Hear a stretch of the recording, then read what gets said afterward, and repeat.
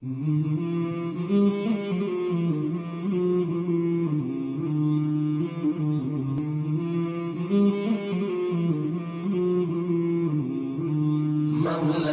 صل وسلم دائما أبدا على حبيبك خير الخلق كلهم. مولاي صل وسلم دائما أبدا على حبيبك خير الخلق كلهم. محمد سيد الكونين والثقلين، محمد سيد الكونين والثقلين والفريقين من عرب ومن عجم.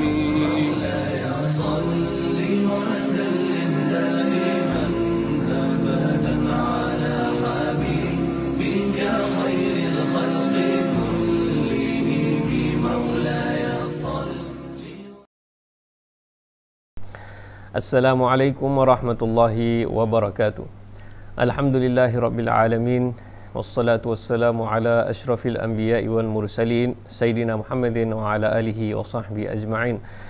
Rabbi syrah li sadri wa yassir li amri wahlul 'uqdatam min lisani yafqahu qawli. Subhanaka la ilma lana illa ma 'allamtana innaka antal alimul hakim. Nawaitu ta'alluma wa ta'lim wa nafa'a wal intifa' wa tadhakkura wa tadhkir wal ifada wal istifada wal hatha ala tamassuki bi kitabillahi wa sunnati nabiyhi sallallahu alaihi wa alihi wasallam wa da'ati ila al-huda wa dilalati ila al-khair bitigha'a wajhillahi wa qurbihi wa thawabihi. Amma ba'du. Alhamdulillah, segala puji bagi Allah, selawat dan salam ke atas junjungan mulia Nabi Muhammad sallallahu alaihi wasallam. Sebagai seorang yang beriman kepada Allah, beriman kepada Rasulullah sallallahu alaihi wasallam, kita tidak boleh lari daripada mempelajari tentang Nabi kita Nabi Muhammad sallallahu alaihi wasallam daripada segala sudut. Pastinya yang pertama, wajib kita taati ajarannya dari segi akidah, beriman kepada Allah. Kemudian seterusnya dari segi syariat, mengikut pelajaran fikih, cara mengamalkan ibadah-ibadah dan kewajipan yang telah ditetapkan. Dan begitu juga kita diajar untuk mencontohi akhlak mulia Nabi Muhammad sallallahu alaihi wasallam, kerana atas itulah Rasulullah sallallahu alaihi wasallam diutus untuk menyempurnakan akhlak yang mulia. Dalam masa yang sama, pastinya seseorang yang kita muliakan, seseorang yang kita agungkan, pastinya kita ingin mempelajari dan melihat kepada sejarah kehidupannya. Contohnya, seseorang yang kita sayangi seperti orang tua kita ataupun sesiapa pun yang kita lihat padanya kelebihan, pastinya kita ingin mempelajari tentang ataupun kita ingin tahu tentang sejarah hidupnya, apa yang telah dia lalui dan sebagainya. Maka apatah pula dengan Nabi kita Nabi Muhammad sallallahu alaihi wasallam, sebaik-baik ciptaan Allah Subhanahu wa taala. Tambahan lagi, apa yang dilalui oleh baginda Rasulullah sallallahu alaihi wasallam, setiap daripadanya terdapat pengajaran yang boleh kita ambil daripadanya. Daripada awal sejarah Nabi sallallahu alaihi wasallam ataupun sirah itu, Rasulullah diutus menjadi nabi. Malah setelah Rasulullah dilahirkan, kemudian peristiwa-peristiwa yang dilalui oleh Rasulullah sallallahu alaihi wasallam, mendapat wahyu, kemudian di dalam dakwahnya menyebarkan wahyu, dakwahnya secara senyap-senyap, kemudian seterusnya dakwahnya setelah menerima perintah daripada Allah untuk menyebarkan dakwahnya secara terang-terangan, kemudian seterusnya dakwahnya yang disampaikan kepada penduduk Mekah dan seterusnya hijrah di Madinah dan sebagainya. Jadi setiap daripada peristiwa-peristiwa tersebut adalah sangat penting bagi kita untuk mempelajarinya. Sesuatu ataupun satu-satu kaum, satu-satu bangsa, untuk mereka mendapat kemajuan, mereka perlu mempelajari sejarah kaumnya. Maka begitu juga sebagai orang Islam, kita tidak boleh lari daripada mempelajari sirah Nabi sallallahu alaihi wa alihi wa sahbihi wasallam. Telah lagi itu adalah panduan bagi kita orang-orang yang beriman. Baik, maka pada kali ini kita akan mengambil masa untuk berkongsi tentang salah satu peristiwa penting di dalam perjalanan Rasulullah sallallahu alaihi wasallam, sirah Nabi tentang perjanjian Hudaibiyah. Perjanjian Hudaibiyah ini berlaku pada lebih kurang tahun ke-6 selepas hijrahnya Rasulullah sallallahu alaihi wasallam, setelah hijrah ke Madinah. Bagaimana berlaku peristiwa ini dan bagaimana mulanya? Ia bermula daripada pada satu ketika Rasulullah sallallahu alaihi wasallam mendapat panduan ingin menunaikan umrah ke Mekah. Jadi pada ketika itu, tuan-tuan dan puan-puan sekalian, para penonton, selepas hijrah, jadi kita melihat apabila Rasulullah SAW dan sahabat-sahabat meninggalkan Mekah.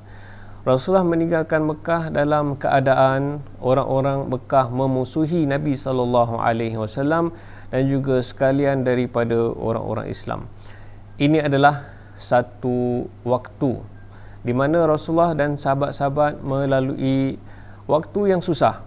Mereka dizalimi, mereka dianiayai. Maka ini adalah rentetan daripada perkara-perkara ataupun penderitaan dan kesusahan yang dilalui oleh Rasulullah SAW sebelum hijrah, daripada dakwahnya, daripada peristiwa kematian pakciknya, kematian isterinya Sayyidatina Khadijah, orang-orang yang penting di dalam kehidupan Rasulullah. Kemudian peristiwa Taif di mana Rasulullah SAW telah dianiayai dan disakiti, dikasari dengan lebih teruk lagi, sehinggalah Rasulullah SAW peristiwa Isra' dan Mi'raj, kemudian hijrahnya Rasulullah.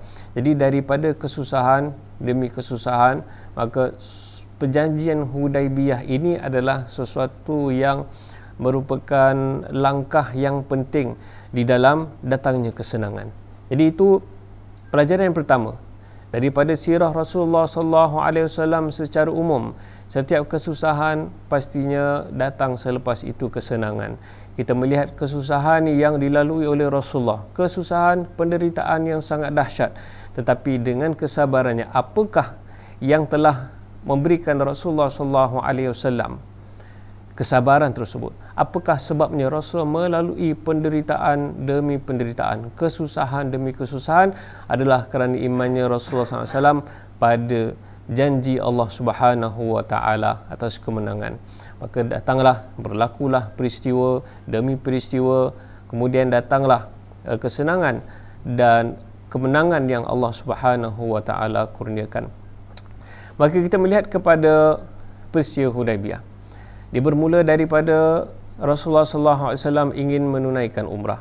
Maka Rasulullah memberitahu kepada sahabat-sahabat daripada golongan Muhajirin dan Ansar. Maka pastinya mereka gairah ingin menunaikan umrah bersama Rasulullah SAW, kerana sebelum itu sesiapa sahaja yang ingin pergi ke Mekah, kita maklum mereka telah hijrah daripada Mekah ke Madinah, maka daripada Madinah itu sangat susah untuk mereka kembali ke Mekah. Maka Rasulullah SAW ingin menunaikan umrah, maka ramai daripada kalangan sahabat mengikutinya. Di dalam kitab-kitab sirah menyebutkan lebih kurang 1,400 orang daripada kalangan Muhajirin dan Ansar ingin turut sama dengan Rasulullah SAW pergi ke Mekah. Bagaimana mereka akan memasuki Mekah, sedangkan orang Mekah sedang menanti mereka, memerangi, ingin memusuhi, ingin membunuh orang-orang Islam. Sahabat-sahabat tidak bertanya, tetapi mereka sekadar bertawakal kepada Rasulullah, bertawakal kepada Allah dan bergantung kepada keyakinan Nabi Muhammad SAW. Rasulullah pergilah mereka. Walaupun mereka pergi bukan niat berperang, kita melihat di dalam sirah dinyatakan mereka tidaklah memakai pakaian perang, tidaklah membawa kelengkapan perang, tetapi cukup sekadar senjata yang ringan untuk menemani perjalanan mereka sampai di sana. Maka apabila Rasulullah dan sahabat-sahabatnya radhiyallahu anhum ajma'in memulakan perjalanan mereka, Rasulullah menghantar seorang sahabat untuk menilik, untuk melihat-lihat kepada keadaan di Mekah, bagaimana, adakah mereka telah bersedia untuk berperang dan sebagainya, adakah mereka tahu bahawa Rasulullah ingin menunaikan umrah. Maka Rasulullah memulakan perjalanannya setelah apa yang kita boleh sebut sebagai spy, di dalam bahasa Arab disebut sebagai Rasulullah telah menghantar ain, iaitu mata. Dalam bahasa Melayu pun disebut mata-mata, mungkin daripada situlah asalnya. Jadi Rasulullah mengantarnya, kemudian bertemu di satu tempat.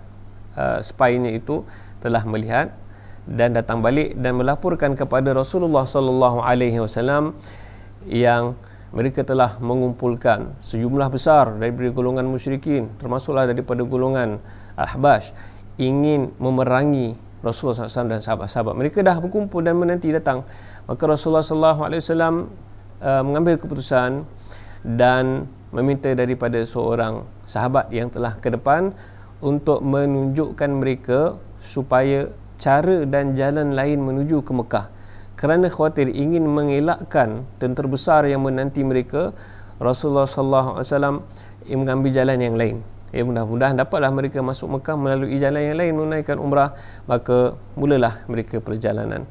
Maka sampai di satu tempat lain mereka berehat. Dan di situ didapati unta Rasulullah SAW duduk dan tidak mahu bangun. Jadi sahabat-sahabat, begitu juga Rasulullah menyuruhnya untuk bangun, unta tersebut tidak bangun. Mereka, sahabat-sahabat bertanya kepada Rasulullah SAW berkata, habasaha habisul fil, atau kama qala Rasulullah SAW, maknanya yang telah menahan tentera Abraha. Tentera Abraha tu maknanya kita merujuk kepada tarikh sebelum kelahiran Rasulullah SAW, di mana peristiwa Mekah diserang oleh tentera Abraha. Maka Allah telah menahan mereka. Maka Rasulullah SAW memberikan reference di sini, habasah habisul fil, iaitu yang telah menahan unta ini. Bukanlah kerana unta ini degil, tapi Allah Subhanahu Wa Taala yang telah menahan tentera Gajah Abraha. Allah menahan unta tersebut. Maka berehat unta tersebut dan ringkasanlah perjalanannya. Antara perkara peristiwa yang luar biasa yang berlaku di dalam perjalanan mereka untuk menunaikan umrah ini, antara peristiwa yang menarik adalah kita melihat pada di tempat tersebut berkaitan dengan Hudaibiyah, Rasulullah, kita dah sebut jumlah mereka adalah jumlah yang besar, lebih kurang 1,400 orang. Maka di tempat mereka berehat itu tidak ada, maknanya minuman mereka dah hampir habis lah, apa yang mereka bawa daripada bekalan. Ada sebuah perigi ataupun perigi kecil di situ di mana mereka mengambil air daripadanya, airnya pun hampir habis. Jadi sahabat-sahabat mengadu kepada Rasulullah sallallahu alaihi wasallam. Rasulullah dengan kuasa Allah Subhanahu Wa Taala, Allah menzahirkan mukjizat. Di dalam sebuah riwayat, Rasulullah beritahu kepada sahabat tu yang mana mereka mengadu kepada Rasulullah airnya nak habis. Rasulullah berikan kepadanya, Rasulullah mengeluarkan sebuah anak panah, sebilah anak panah daripada tempat simpanan panah Rasulullah sallallahu alaihi wasallam, daripada kinanahnya. Maka Rasulullah memberitahu kepada sahabat tersebut, ambil anak panah ini, letakkannya di dalam lubang itu. Maka sahabat pun ambil lah. Sahabat tak bertanya. Kita melihat di sini salah satu pengajaran juga adalah adab sahabat-sahabat Rasulullah sallallahu alaihi wasallam. Bagaimana imannya, kukuhnya iman sahabat daripada awalnya. Kalau kita kalau difikirkanlah, sahabat keluar nak ikut Rasulullah daripada Madinah nak menuju ke Mekah dengan tanpa kelengkapan perang, dengan pengetahuan, with the knowledge yang orang-orang di Mekah menanti nak memusuhi, nak bunuh mereka. Tapi iman mereka kepada Rasulullah kata, okey, kita ikut. Maka begini juga Rasulullah beritahu kepada sahabat ini, meletakkan anak panahnya di